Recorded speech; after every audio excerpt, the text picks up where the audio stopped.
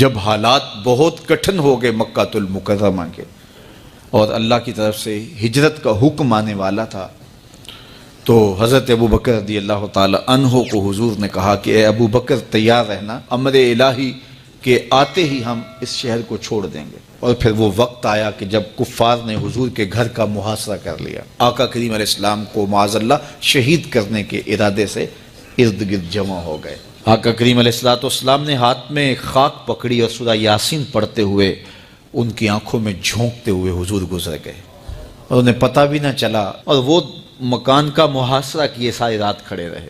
صبح بستر سے حضرت علی المرتضیٰ اٹھے، اللہ اکبر۔ تو آقا کریم علیہ السلام نکل گئے اور حضرت ابو بکر صدیق کے گھر تشریف لے گئے۔ اب دروازے کو دستک دینے لگے تو آواز آئی، حضور میں حاضر ہوں۔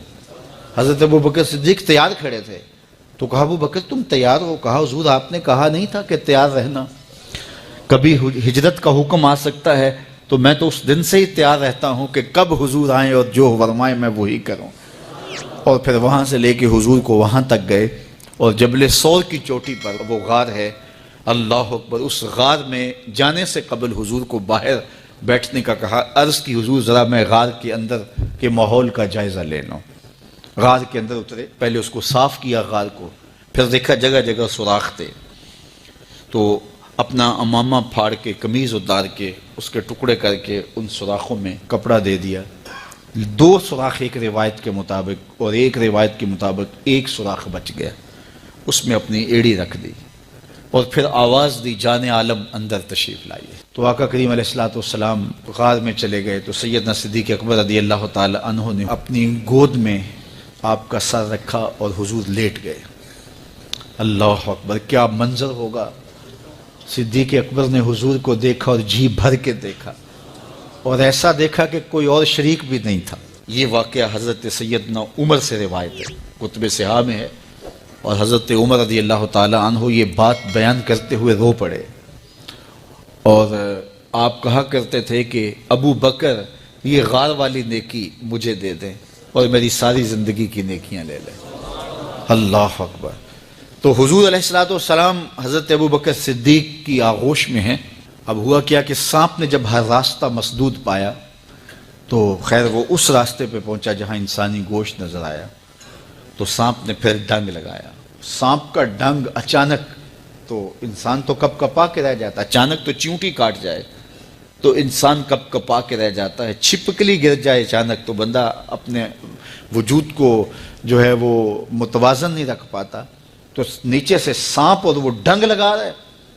لیکن لفظ سنیے، یہ حضرت عمر کی روایت ہے کہ حضرت سیدنا صدیق اکبر نے اپنی ٹانگ کو جنبش نہیں آنے دی، مخافت ان یتنبہ رسول اللہ، اس ڈر سے کہ کہیں حضور بیدار نہ ہو جائے۔ ساری توجہ ادھر رہی، بے اختیار آنکھوں سے آنسو ڈھلک پڑے، درد کی شدت اتنی تھی، اور آنسو گرے تو حضور کے رخسار پہ۔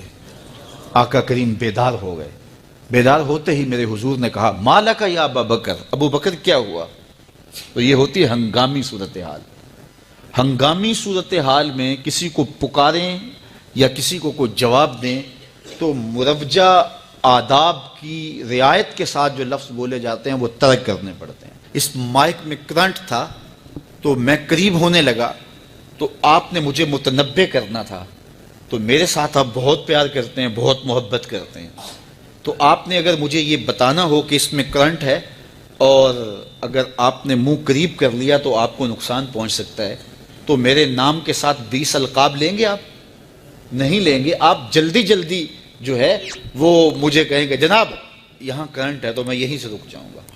یہ تو ہے کہ آپ میرے لیے کر رہے ہیں، اور اپنے لیے کسی کو پکاریں تو پھر بھی یہی بات ہے۔ اللہ اکبر۔ اب حضور نے جب کہا نا ما لک یا ابا بکر، ابو بکر کیا ہوا، تو اب ہنگامی صورتحال تھی نا، تو فوراً کہتے لدغت، ڈسا گیا مجھے سانپ نے ڈس لیا، فوراً یہ کہتے نا۔ لیکن حضرت ابو بکر تیری محبت پہ قربان، کائنات میں آپ نے ایسا عاشق نہیں دیکھا ہوگا، سانپ ڈنگ پہ ڈنگ لگا رہا ہے اور ٹانگ شل ہو گئی ہے، زہر سرایت کر گیا ہے۔ حضرت ابو بکر نے جواب دیا لدغت فداک امی و ابی یا رسول اللہ، حضور میری ماں بھی آپ کے قدموں پہ قربان، میرا باپ بھی آپ کی راہوں پہ نچھاور، مجھے سانپ نے ڈس لیا ہے۔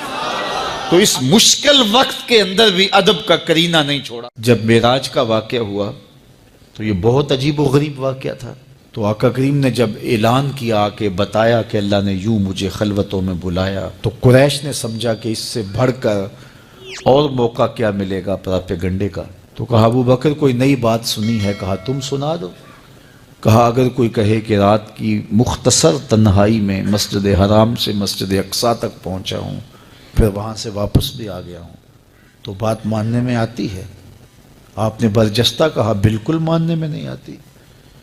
اتنے مختصر وقت میں مسجد اقصیٰ جائے اور پھر پلٹ کے بھی آ جائے، کم از کم 2 ماہ چاہیے۔ 1 مہینہ جاتے ہوئے لگتا ہے، 1 مہینہ آتے ہوئے لگتا ہے، کوئی چھو کے بھی آئے تو 2 ماہ چاہیے۔ تو سمجھا کہ لوہا خوب گرم ہو گیا، اب چوٹ ٹکانے پہ بیٹھے گے۔ کہا ماننے میں نہیں نہ آتی؟ کہا بالکل نہیں ماننے میں آتی۔ تو کہا پھر تیرا یار ہی تو کہتا ہے۔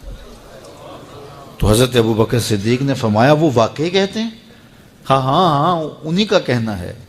تو حضرت ابو بکر بولے لئن قالہ فقد صدق فاصدقہ، اگر انہوں نے کہا ہے تو سچ کہا ہے، میں تصدیق کرتا ہوں۔ کہا ابھی تو تم کہہ رہے تھے کوئی کہے تو ماننے میں نہیں آتا، کہا کوئی کہے تو اب بھی نہیں مانوں گا، وہ اس سے بھی عجیب کہے تو مان لوں گا۔ اللہ اکبر۔ فَبِذَلِكَ سُمِّيَ صدیق، علماء نے لکھا یہ وہ وجہ تھی جس کی وجہ سے آپ کو صدیق پکارا جانے لگا۔ معراج کی تصدیق کی اور صدیق کہلائے۔ صدیق تصدیق سے بھی ہے، اور ساری زندگی آپ نے جھوٹ زبان پہ نہیں آنے دیا۔ آپ کی طبع میں جو صداقت رچی بسی تھی، بلکہ ایک مشکل وقت آیا آپ پر، وہ جب حضور علیہ السلام کو اللہ کا حکم ہوا اور ہجرت کر کے حضور مکہ سے مدینہ کی طرف عازم سفر ہوئے، تو حضرت سیدنا صدیق اکبر رضی اللہ تعالیٰ عنہ ساتھ تھے۔ مکۃ المکرمہ سے جو مدینہ المنورہ ہے وہ شمال کی جانب ہے، اور غار ثور مکۃ المکرمہ سے جنوب کی سمت ہے۔ تو آقا کریم علیہ السلام نے سفر کرنا تھا مدینہ شریف کا، تو شمال کی سمت نہیں گئے بلکہ وہاں سے سفر جنوب کی جانب کیا، اور پھر وہاں سے حضور جو ہے وہ 3 دن گزارنے کے بعد مدینہ المنورہ کی جانب روانہ ہوئے۔ یہ سارے ادھر ڈھونڈتے تھکتے رہے اور حضور وہاں آرام کرتے رہے، اور 3 دن کے بعد جب ڈھونڈ کے ان کو کچھ نہ ملا تو آقا کریم وہاں سے نکلے اور سیدھا مدینہ المنورہ کی جانب عازم سفر ہوئے۔ انہوں نے 100 سرخ اونٹ حضور کی گرفتاری کے لیے انعام رکھا ہوا تھا، تو مختلف قبائل کے لوگ حضور کو ڈھونڈنے کے لیے نکلے تھے کہ بہت بڑا انعام ہے، 100 سرخ اونٹ ملیں گے۔ ایسے لوگ بھی تلاش کر رہے تھے جو حضور کو جانتے نہیں تھے۔ تو راستے کے اندر حضرت ابوبکر صدیق سے کوئی شخص ملا اور اسے شک پڑا کہ جن کو میں ڈھونڈ رہا ہوں کہ وہ کہیں یہی نہ ہو۔ تو اس نے حضرت ابوبکر صدیق سے پوچھا آپ کا نام؟ تو انہوں نے کہا میرا نام عبداللہ ہے، ابو بکر ہوں۔ تو اس نے پھر حضور کا پوچھا۔ اب حضور کو وہ ڈھونڈ رہے ہیں۔ آج امتحان آیا نا، صدیق اکبر کی صداقت کا امتحان آ گیا اور عشق کا امتحان آ گیا۔ اگر کہیں یہ حضور ہیں تو عشق گوارا نہیں کرتا کہ یہ گرفتاری عمل میں آئے، اور اگر کہیں کہ یہ حضور نہیں ہیں تو ابو بکر صدیق کیسے رہیں گے؟ آج کل تو وہ سڑکیں بن گئی ہیں اور سائن لگے ہوئے ہیں، آپ اکیلے یہاں سے نکلیں تو جہاں جانا چاہیں خود جا سکتے ہیں۔ اس وقت تو پہاڑی راستے ہوتے تھے، یا تو لوگ قافلوں کے ساتھ چلتے تھے، اور اگر کسی کو ہنگامی طور پہ اکیلے جانا پڑتا تو وہ گائیڈ ساتھ لیتا جو راستے بتاتا۔ اس کو عربی میں ہادی کہتے ہیں، ہادی، رہنما، گائیڈ جو راستہ بتاتا۔ تو حضرت ابوبکر صدیق سے اس نے پوچھا یہ کون ہے آپ کے ساتھ؟ تو حضرت ابوبکر صدیق بولے ھذا ہادی یہدینی الی صراط المستقیم، یہ میرا ہادی ہے جو مجھے سیدھی راہ پہ چلا رہا ہے۔